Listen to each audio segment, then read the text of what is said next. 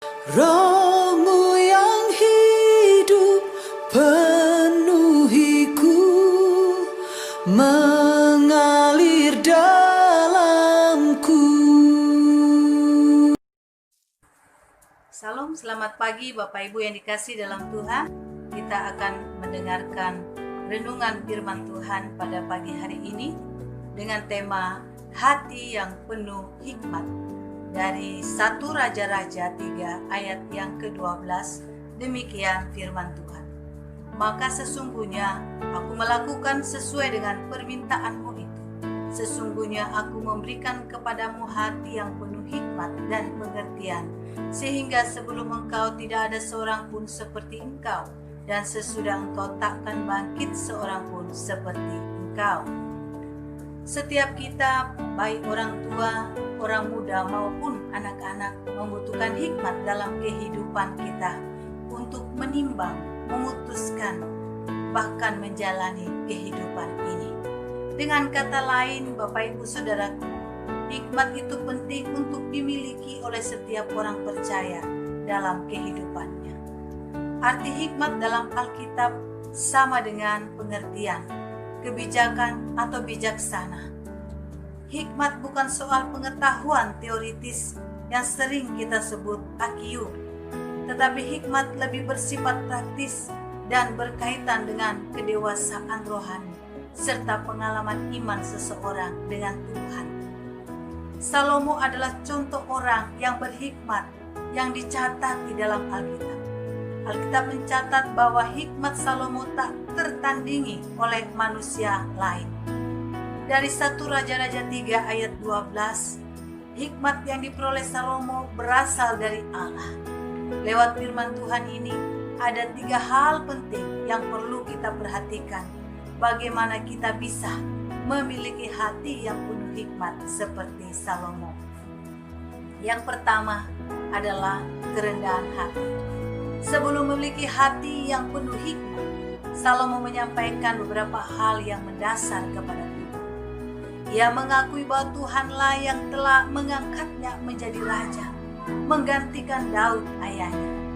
Ia menyadari keberadaan dirinya yang masih sangat muda dan belum berpengalaman dalam ayat yang ke-7.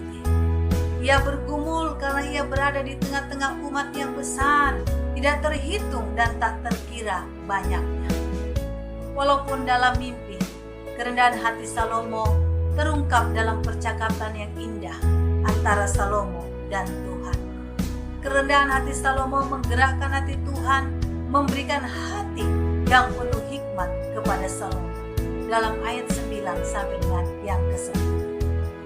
Sebagai pemimpin maupun umat Tuhan, kita perlu memiliki kerendahan hati untuk memperoleh hati yang penuh hikmat dari Tuhan. Kerendahan hati membuat kita menyadari bahwa kemampuan kita terbatas. Kita membutuhkan hikmat dari Tuhan. Dalam Amsal 1 ayat 7 berkata, jangan engkau menganggap dirimu sendiri bijak, takutlah akan Tuhan dan jauhilah kejahatan.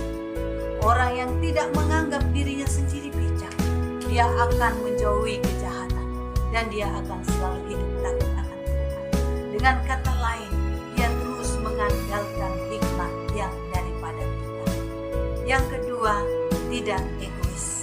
Tuhan menawarkan kepada Salomo apa yang ia inginkan untuk Tuhan berikan.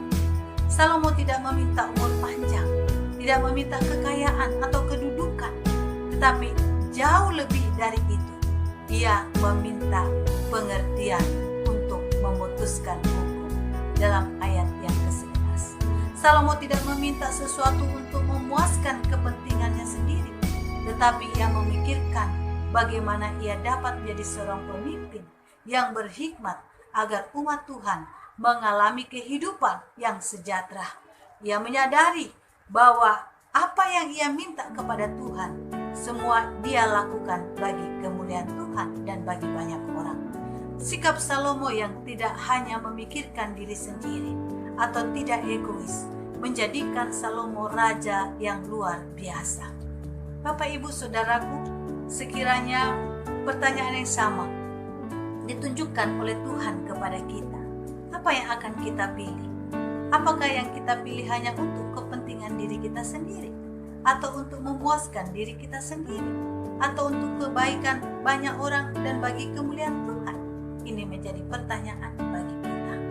Dalam Yakobus 3 ayat 16 dikatakan, sebab di mana ada iri hati, ada mementingkan diri sendiri, di situ ada kekacauan dan segala macam kejahatan. Salomo melihat jauh dari itu. Dia menginginkan kesejahteraan.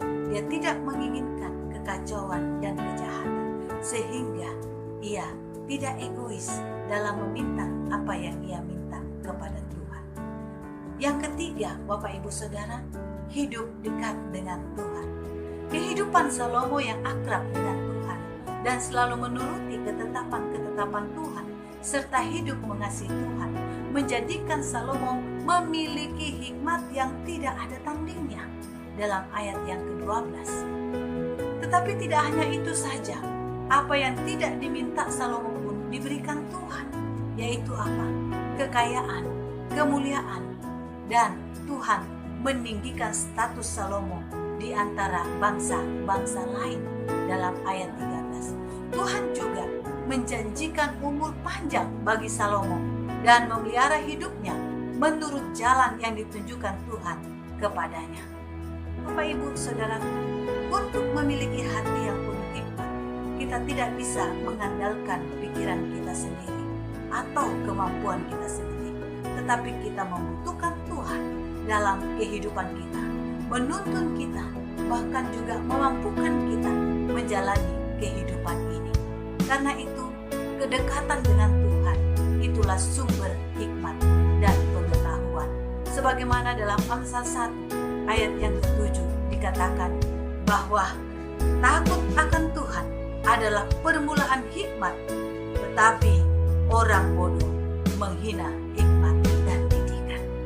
Jika kita hidup dekat dengan Tuhan, berarti kita hidup takut akan Tuhan. Kita mengasihi Tuhan dan selalu hidup mau menyenangkan hati Tuhan. Bapak Ibu Saudara yang dikasihi dalam Tuhan, dunia saat ini berlomba-lomba untuk mengejar emas, perak, permata, kedudukan dan sebagainya.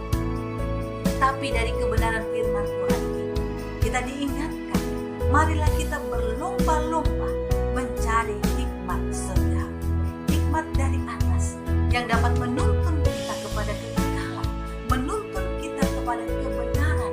Bahkan lewat hikmat itu kita boleh menjadi berkat.